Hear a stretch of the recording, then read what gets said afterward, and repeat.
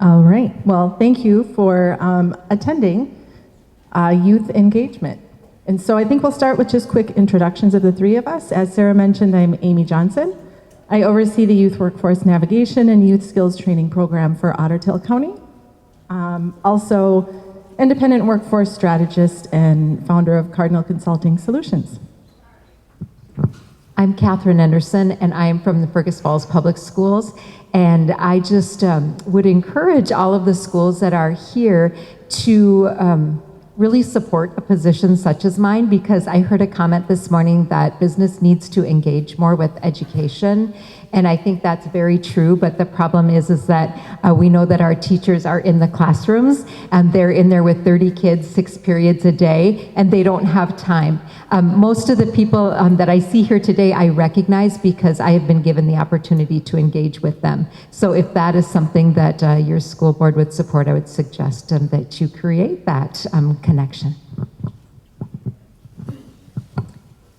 My name's Holly Weller. My husband and I own AutoFix out of Henning, Minnesota. Future second location here in Otter Tail within the next couple of months to be open.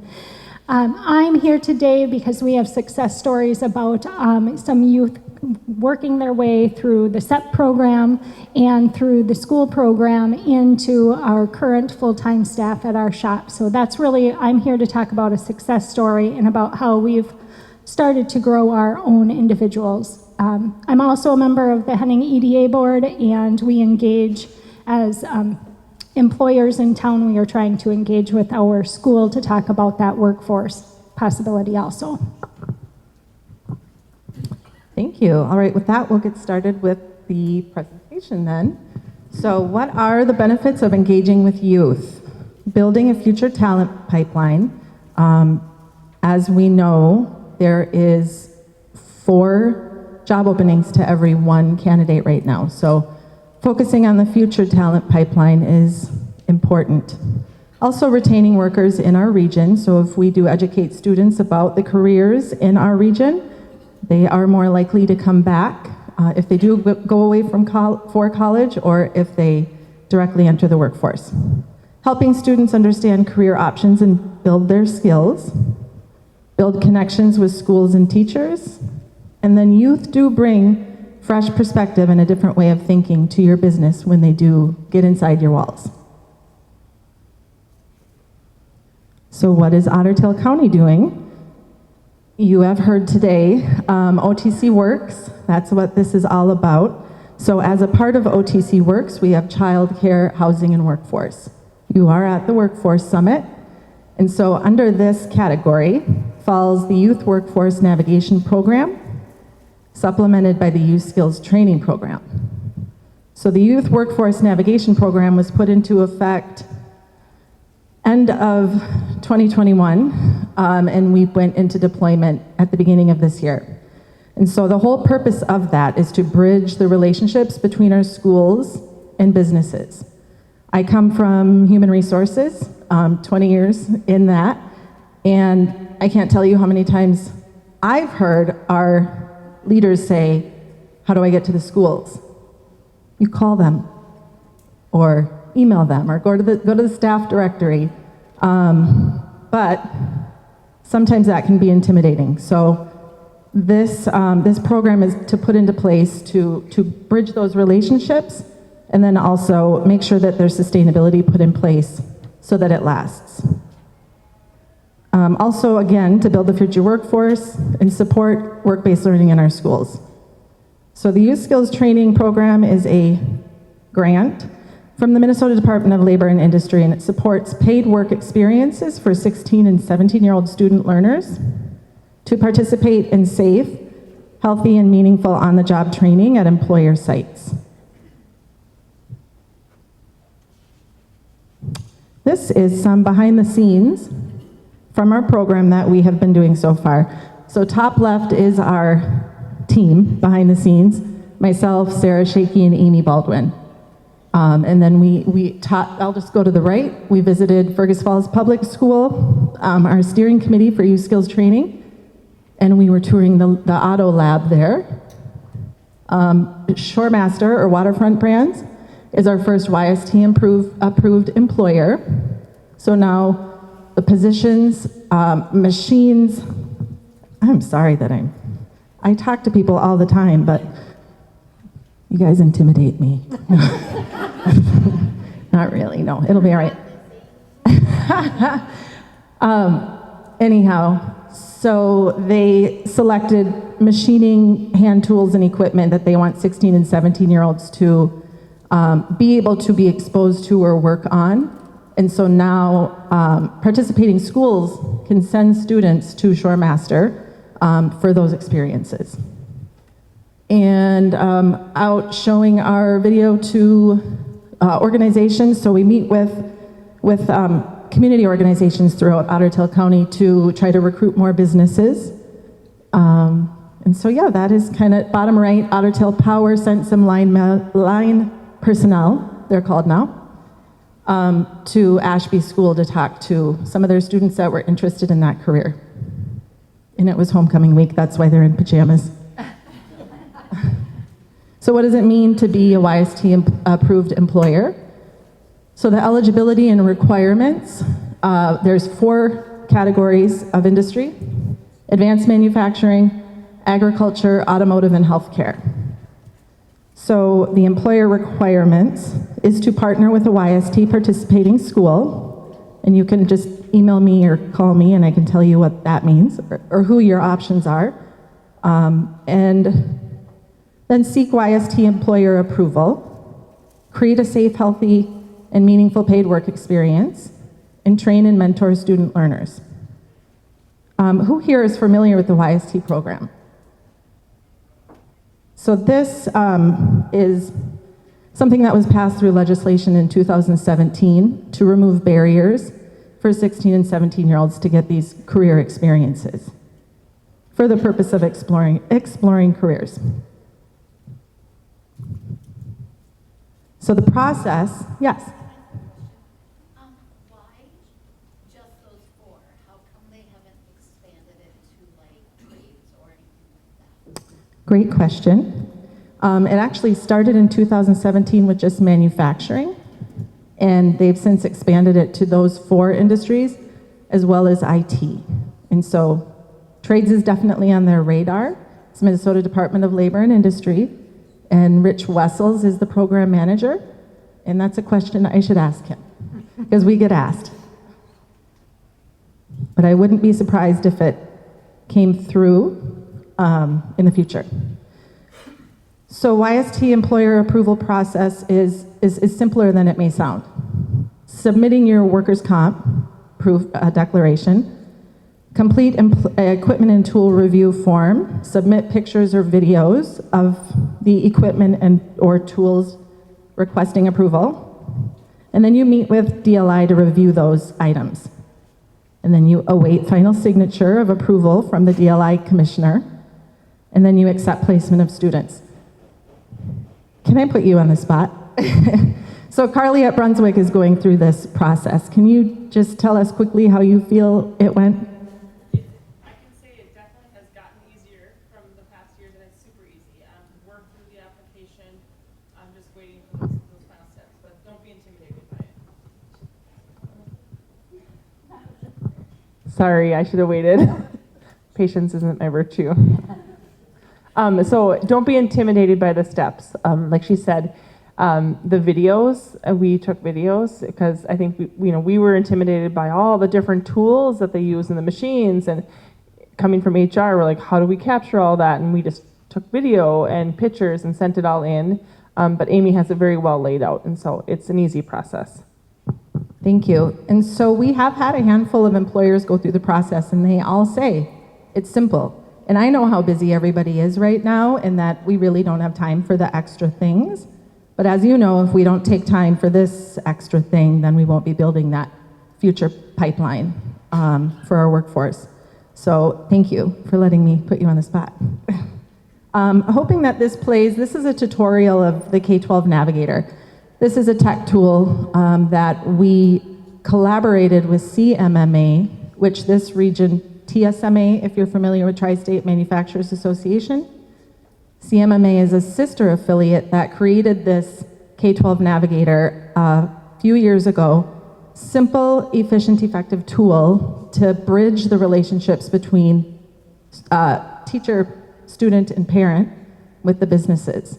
I know many of you are already registered on here, but there's a card on your table for the K-12 Navigator, and there's a QR code on it. I encourage you, while we're watching this video, to register your business if you haven't already.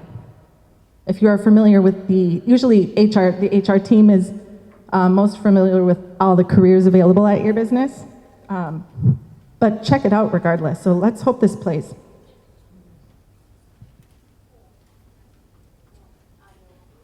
All right, we'll just let it run. So, oh, you're so smart. You don't need to start it over. So it's just my own.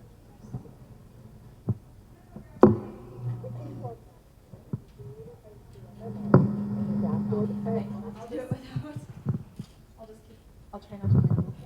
All right, so this is the K-12 Navigator. So if you're on it right now, you would go to registration on the top and click register my business or employers. The users on this site are employers, students, and educators. Is it playing? Okay, it's free. So we wanted to remove all barriers possible for users of this to create the best sustainability we could. This is the life beyond the grant-funded program. We already have, I believe, 112 businesses in here, and that grows every day. And so the students can go, it says find your path, and that on the right is the Minnesota Career Fields Clusters and Pathway. This is in the brain of the system, so we use this when you have to go through and select the careers that you offer. This is essentially what you're running through. This is what Catherine shares with the students and teachers like Catherine at the schools when they're trying to plan their schedule for the next year or look at their future career path. And I believe you're talking about it more later. So these are the different categories of businesses. It's kind of a shortcut there. This program is not limited to those 4 industries. This is for everybody. All industries, including trades, especially trades, there's no limit. And so educators can go on here as well and do the same search as the students. So oftentimes the conversation is, the skill and interest assessment is done at the school. The teacher will look at that with the student. And then now when the student says, I think I want to do this or these 5 things, then the teacher can say, all right, go here, find those 5 things based on the career fields and the activities that the businesses indicate that ways that they will engage with a student to find businesses that you can go try those jobs out. So this is dropping down. I mentioned there's a lot of options. It's because you're going around the fields, clusters, and pathways for that entire tool. And so you're indicating what areas you offer experiences in for students. I bet what I said on here is way more effective than what's coming out right now. So I probably won't finish this because you can go on it on your PC or your mobile, and then you can also go up to search for a school. So if you're wondering what schools are around you in, say, a 30-mile radius or whatever it may be, it will also give you that information, and then you can actually click on the contact name, and then it will directly email them. So that is the K-12 Navigator. If you haven't already registered your business on it, please do so. And if you wouldn't mind taking a card, and once you register, pay that card forward and give it to another business to recommend that they register as well. So with that, I'm going to pass it over to Catherine. Thank you. And you need to just I'm a teacher. I'll just keep going if they don't stop me. So I am so excited to be here today, and I just want to say that in the short time that I have been doing this role, my title is I'm the Work-Based Learning Coordinator for the Fergus Falls Public Schools, and our school district has taken a real risk on, wow, are we going to really have a full-time work-based learning coordinator? But I think it is such a worthwhile role because I have had such amazing connections in the community, and Amy being one of them. And so Amy it's just a different landscape than when I started. When I first started, even just 4 years ago, I felt when I went to an employer that I was just begging them to take a student. And now I have businesses who are approaching me. It's like, do you have students? And the work that Amy is doing is just made my job so much easier. So this is the tool that we use in the classroom with our students to take a look at careers. And so what I wanted to do was to just go around the wheel today and tell you a little bit about what we're doing in each one of these different career fields, because all of you employers represent a different area. So we'll go ahead and go on to the next one. So the first one is Ag, Food, and Natural Resources. And I just want to point out to begin with that we have many more businesses than I have highlighted up here. I just picked a couple because we don't have time. But the thing that I wanted to point out about these internships is that both our Titan Machinery and RDO are offering paid internships for our students. And the other thing that's kind of cool about those two businesses is that they have created the internship programs within their companies, and now we are piggybacking on those programs. And that makes my job so much easier because they already have something in place. And the nice thing about that is that they don't have to recreate the wheel every time they have a student because they already have a program that's in place and we can just put the student there. So they do some exploratory internships where the student gets to go into different areas, whether it's in the sales area, in parts, or if it's out in the shop, but they get to explore it. And then if they find an area that they like the best, then they can spend a little bit more time there. The other beautiful thing about these two partners is that they offer sponsorships for our students. And one of my students last year got almost $20,000 worth of sponsorships from Titan Machinery to go on and further his education and to come back and work for them. So that's beautiful. My success story here, though, I'm really supposed to talk about student success stories. And Aiden is my success story. He is at RDO, and he started as a junior. And if Aiden were here, he would agree with every word I said. School was not his gig. And so if he could get out in the afternoons for the last 2 hours a day to go to RDO, that was good. But here's what I've seen this year. He's come back as a senior, and now this kid who was not engaged in school is in a CTE English class, and he's the one that's the leader in the class, pushing the other students on to be better. So that's my success story here. Let's go on because we're out of time. The next one is Arts, Communications, and Information Systems. And this is an area that we've had some really interesting internships in. I wanted to highlight Sign Guys because I have a student there now who is able to, through some creative funding, get access to Adobe so that she can do a lot of the designing on her own time. And then Tag Up, I wanted to just quickly mention because they are the first ones that we've actually done some summer internships with. So that's another program that you can ask me about later. But I want to talk about my Lexi as my success story here. But Lexi did not start out in this area. Her first internship that she did with me was as a junior, and she was interested in politics. And it happened to be a campaign year when she was a junior, so I put her with a campaign. And it was great. She started out great, but it was in the midst of distance learning, and Lexi didn't really fare well with distance learning, and it was a struggle for her. And she came back the next year and she said, Mrs. Anderson, I'd like to try again. And it's like, okay, what are you interested in now? She said, I'm really interested in journalism and photography. And so I was able to put her at the Daily Journal, and she did an internship there. And you guys, the day I got the newspaper and I saw Lexi's article on the front page of the paper, oh, my educator's heart just leaped, because that is real life learning right there. And so she had a great experience there. They had a program that was amazing, just sending her out and interviewing people. It was good. Then at the end of her senior year, she emails me, Mrs. Anderson, it's Lexi again. I'm like, okay, what now, Lexi? And she's like, I'm really kind of interested in mortuary science. like, okay. But I thought this is exactly what this program is about, is letting students explore a lot of different options. And so I put her in contact with one of my people, and I said, here you go. Go ahead and email them and line up a time you could do a job shadow. She didn't have any time left in her schedule for an internship. So going on to the next field, which is engineering, manufacturing, and technology. I put Otter Tail Power up there because they're one of our newest partners. They have an engineering internship going on right now. Innova is one of our youth skills training partners.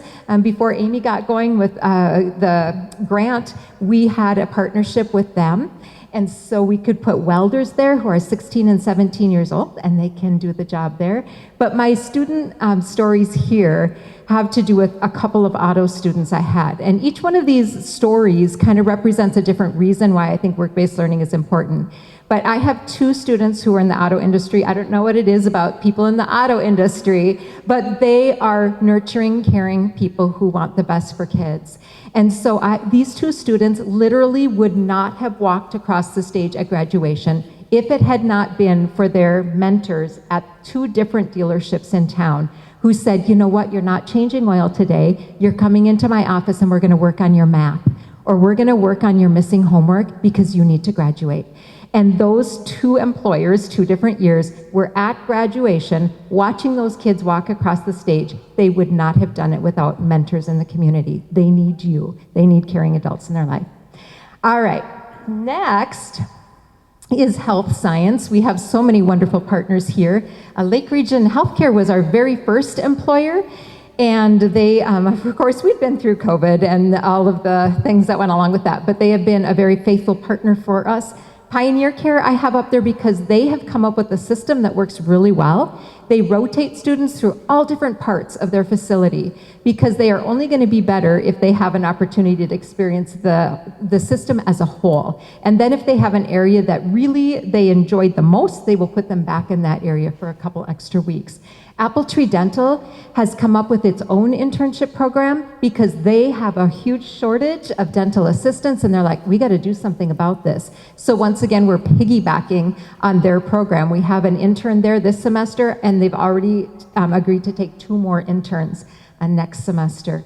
My success story here is Michaela, simply because when I started with Michaela was so quiet and shy. And I put her at Pioneer Care, and they rotated her to a different place every week, whether it was the chaplain, or it was maintenance, or it was dietary, or the CEO. And she had to make conversation with all these different adults. And by the end of the internship, she had blossomed and just become this very confident young woman. So another reason why internships are important. All right, human services. We have a great partnership with Otter Tail County, who have taken our students in a wide variety of areas. We had an interesting internship with the city of Fergus Falls and Greater Fergus Falls that worked in partnership. I had a student who was very interested in city planning, like what senior in high school is interested in city planning, but she worked with the city and also got some training through Greater Fergus Falls, and also worked with an architect in town because she was interested in that aspect of it as well. Children's Corner, we are working with, we know about the child care problem, and we are doing our part. As a school, we are training our students, we are making CDA certification available to them, and we are working with all of the child care facilities in our community to put our students out in observations. And I have a student right now who's doing an internship who goes in before school and works during 2 hours during school, and then goes in on her days off to help out with the shortage because she loves what she does so much. My success story here is Jack. Jack went through the program with law enforcement rotation, and I bring this story up because it shows that a student can move through different areas in one internship. So we started off, he had 3 weeks with the sheriff's department, 3 weeks with the police department, 3 weeks with probation, 3 weeks in the county attorney's office, and the really thing that sealed it all was he spent some time with Productive Alternatives, with the Crisis Stabilization Unit, with mental health. And I think if you're going into law enforcement, that's kind of the missing link that sometimes we forget about. So Jack moved through all that. Jack is now at UND, and he is going through the law enforcement program, and he's going to be an amazing law enforcement officer because he had this wonderful experience with people in our community who care.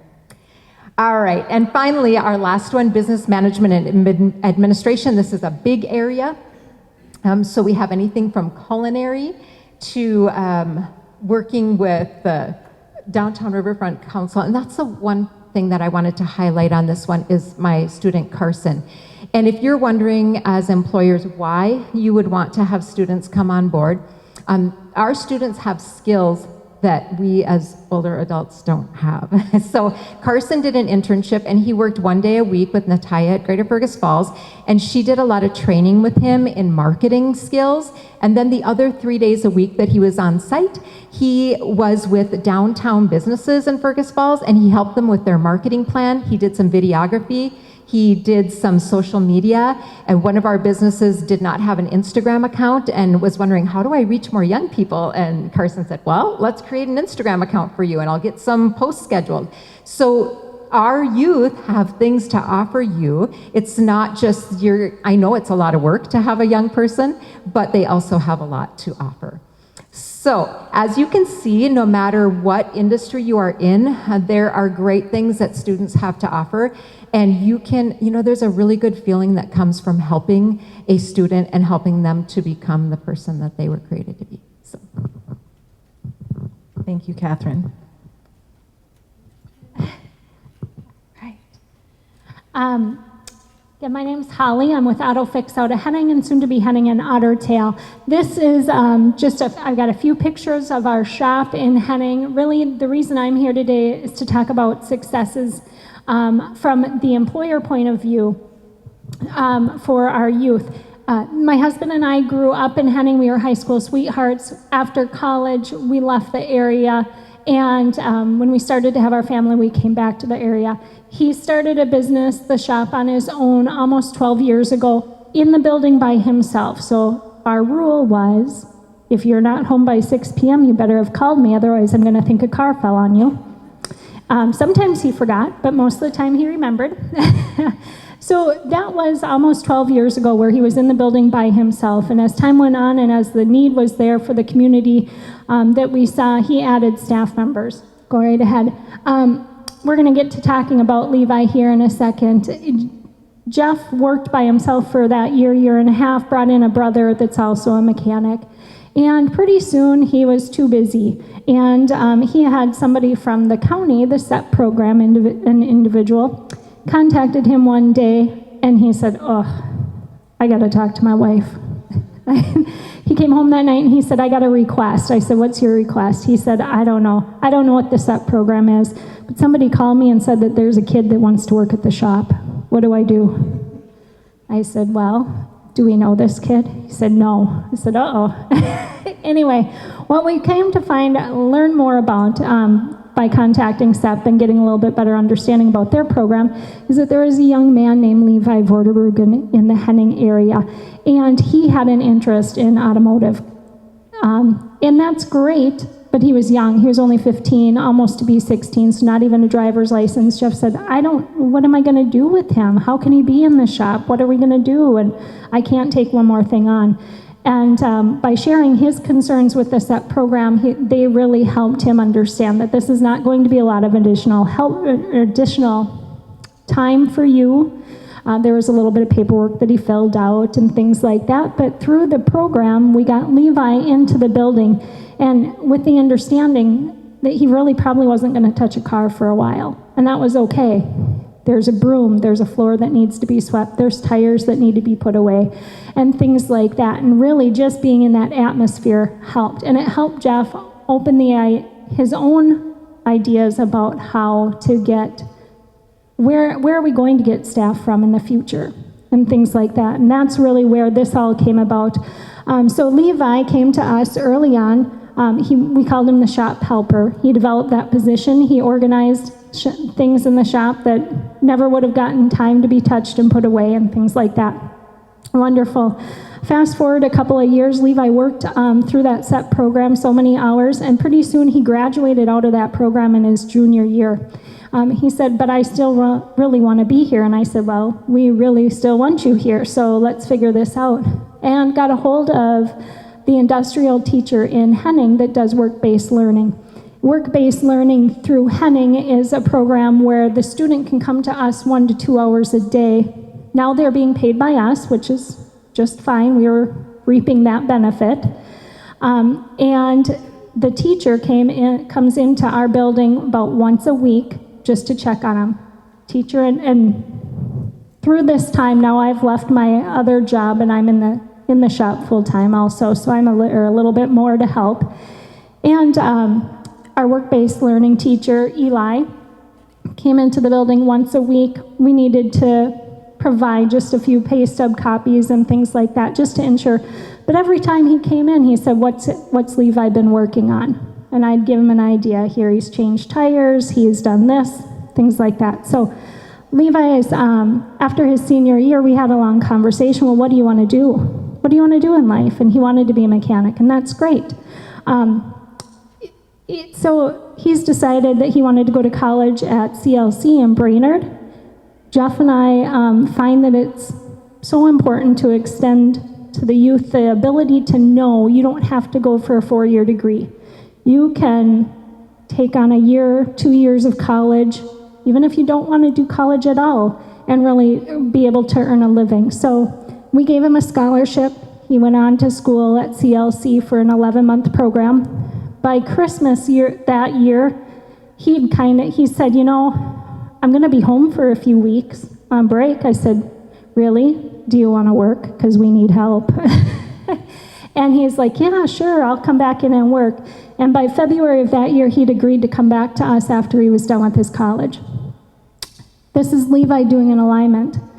Alignments are not at the CLC program. They talked about them, they see them, but they don't really learn or get certified in them. So that's the other piece to the education as an employer. We really find a benefit in growing our own and offering resources to train them in the fields that they have an interest in, but also a need that we have. Now, Levi is a great employee. He's been with us now for 5 years on and off through different programs, worked his way through. This is our full team here. On the left, we have my brother-in-law, who looks like my husband's twin, just 7 years older. The one next to him is Bryce. He's our son-in-law. He went to college 1 semester for computer engineering and didn't like it, and he said, I don't know what to do. But it was almost summertime, so he came and worked with us.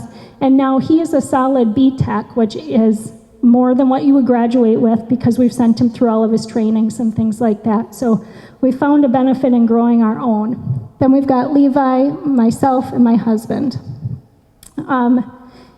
There's just such a strong importance to connecting with the school and making sure that kids know what they can do in the community after they're done with high school. If they're not interested or don't know that what they want to do, I don't want them to go spend 4 years in college. Come work with us for a month or two and decide if you maybe don't like it, and that's okay, but at least you know that piece to it. So. All right. Well, thank you so much for sharing that story. So Sarah and I visited AutoFix as we visit many businesses for the program to educate about youth workforce navigation and YST. And so Holly told us that story, and it's just moving because there is heart in our businesses, and this work takes heart. So thank you for sharing again. Couple things that I wanted to mention that I forgot. So there was a question about the limitation of industries in YST. Just remember, if you don't fall under YST, we have youth workforce navigation. And so that's all industries, all sizes. So I have a feeling there's lots of questions. So do you want to pass the mic around? What questions do we have for our youth experts? I'll start with some because I don't like silence. Oh, we have one in the back. I'm actually really loud, so it'll be fine. For the first time in our country's history, digital economy has eclipsed the growth of the regular GDP at the margin. How can we make sure we have tech-savvy individuals in our schools when those salaries typically demand higher numbers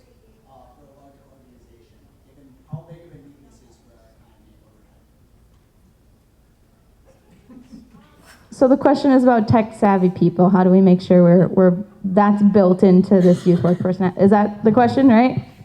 To some extent, simplifying. All right, I got it. So the fifth box for YST that we did not check is IT. And we intentionally did not check it because it is as big as your question. There's just a lot to learn. In every one of our industries, there is IT also, and there is a great need. So that's in the back of our mind while we are continuing to develop and deploy this program, because we could go for that grant again and check that box. But we have to make sure that we understand what we're asking for first. So you can certainly be a part of that development if you'd like. Is there another question? Even questions from our school partners. We've got Catherine is a wealth of knowledge. If you have specific questions, she's here now. So we have a work-based learning program. Obviously not completely developed, but we want to grow it, we want to expand it. So are we able to, let's say as early as next semester, use the navigator here and offer students, here's internships that are available, and allow them to register for them?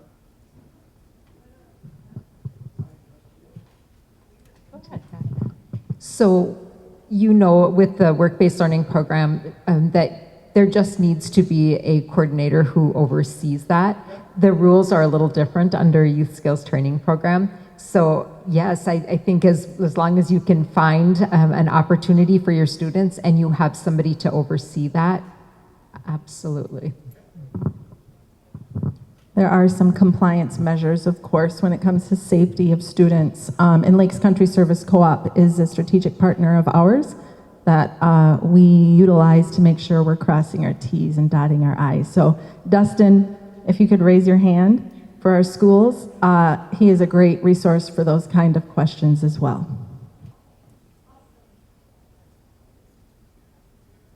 Another question? Is there a business that would like to give a testimonial about what you're doing with youth, where our other businesses can learn from?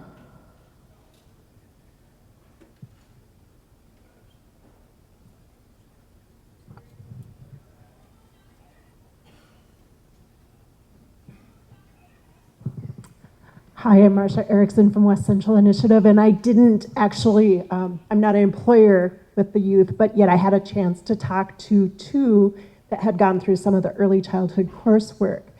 And talking to those students afterwards, it was one that the one person said, yep, this is where I'm gonna go. It's exciting to see this. I was able to test if this is a good fit for me. The other said, I don't like 2-year-olds. It was one of those that she got to experience that, and it was one of those that she was able to see that, and she said, I love education, I love that piece, but my fit is older children.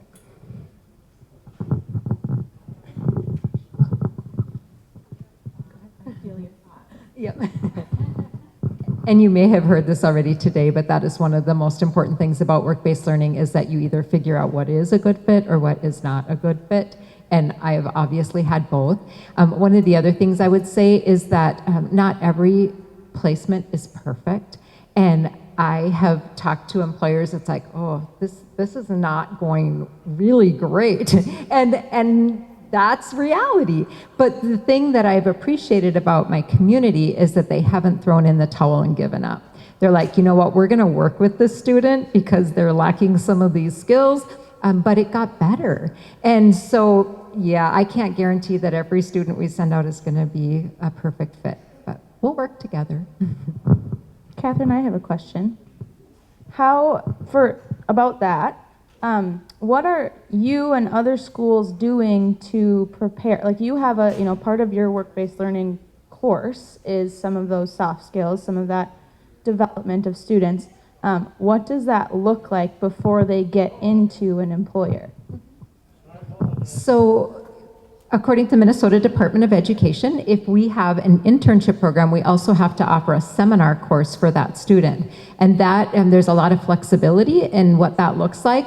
In our school right now, it looks like we have a 2-week orientation before the student begins. So I get them for 2 periods a day for 2 weeks. And during that time, we bring in a lot of community people to talk about professionalism and confidentiality, how to dress for the workplace. So we do that. And then once they start on site, they're on site 4 days a week and 1 day a week. We have our Tuesday seminars. And yesterday, for example, we met down at one of our local banks, and they talked about what are the employer's responsibility in an employer-employee relationship. So we have a work topic every week that we talk about. Also, as a school as a whole, we are embedding courses along the way, a lot of them through our Family Consumer Science department that are teaching those employability skills. I have a question for you. So was there a couple years when that was missed in the schools? A lot of years, maybe. Because that's something I hear from our businesses is they don't know what to do when they get here. They don't know how to act. They don't know how to be on time. It's not worth the trouble. But I think that's changing. Yeah, I think that the pandemic was tough on our kids, and we are trying to take back some of what we lost, I think, during that time, and trying to reteach some of those skills that they have lost. But yeah, throughout history, yes, we've dropped the ball, I think, in education a lot in teaching those skills, but we're doing what we can to bring it back. I wasn't calling you out by any means. I think it's just a thing. We don't know what we don't know until we know it. So, yes, in the back, Darren. I think one of the challenges too, Lisa Workman and I worked on a project through MSK called Emerging Leaders, and I think one of the challenges that we have is having that student take the initiative as well, just because we can create all these programs and you can encourage / force someone into that, but if they don't appreciate it back, I think that's where you run into the non-engagement at maybe the places like they kind of feel like I'm here because my teacher told me I needed to be here, as opposed to finding that kid that seeks you out and says, I'm ready to learn. So I think that's one of the challenges that we've kind of tried to navigate along the way is in educating these kids is before you go spend $70,000 in student loans or whatever it is, and Kathy does a great job of that, get out there and talk to somebody who's in that field so you don't spend $30,000 of it and then change course in the middle of college. And because how many people are using their degree right now? History and political science right here, and I'm in banking. So I guess my point is a lot of these kids are coming out of college and they're facing $60,000, $70,000 in debt, and their first job is $35,000 a year in salary. And we have that hindsight now that we can educate these kids with. It's just having them have that initiative, maybe coaching to the initiative too, to see where the benefits can be in the back end. Yes, thank you for that. And I don't think my administrators are here, but don't tell anybody, but I have the best job that there is. And I had a student walk into my office yesterday. He's a junior in high school, and he set up an appointment to come and meet with me because he wants to do either an internship or some job shadowing. And he sat across from me and had a wonderful conversation, and he got up and he shook my hand before he walked out, and I'm like, really? Did that just happen? So yes, the students who are in our program are having to seek it out. And so it's not being, they're not being told this is something you have to do. They are being made aware of it, and they have to come and seek me out. The problem with that is that we have a population in our school who haven't been provided the skills to be assertive, to seek me out. And I need to figure out how to reach those students. They want it, but they don't know how to seek it out. And one more question for Holly. Like, you had mentioned when you initially shared that story that Levi said specifically, I want to work at AutoFix, right? Correct. Can you talk a little bit more about like what sort of, beyond him taking the initiative, what sort of mentorship did Jeff provide when he got there? Oh, sure. So yes, Levi took the initiative because, again, Jeff was so busy in the day-to-day of the business that he didn't even know that he needed somebody or that should be open to getting the youth in there and giving an interest and things like that. Things then that Jeff did, and we've done this, I mentioned Levi because he's, our 5-year success story from young until a full-time technician with us, but we've also had other students come in through high school programs and things like that. We have one that currently works with us when he's not in college. But things that Jeff did is really he just started with the environment, providing a calm professional environment, giving the student access to the tools and things like that, and the opportunity. I mean, if there was a spot in the shop that Levi could tear down an engine, even if Jeff didn't need that engine torn down, it wasn't going to be used for anything else. He gave him the opportunity to dig down into it and to see what he could learn. Jeff would say, you need to get to this part, and he would do that, right? So that's just giving him experience and a chance to work with his hands, and that meant a lot. All the way up to, okay, help me do this oil change and this digital vehicle inspection. So he's using the program systems in the shop. He's using the opportunity to research what type of oil that vehicle takes, how much it takes, and things like that. So he sees all of that. And all the way through to the specific training.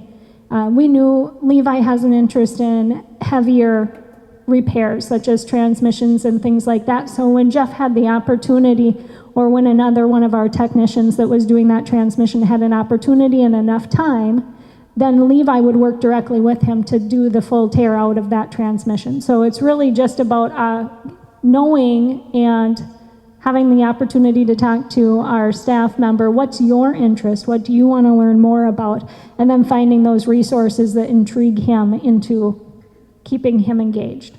So, Do we have what time does this go till, Sarah? We are overtime. So thank you very much to our presenters. We'll give them a round of applause. Thank you guys for your expertise.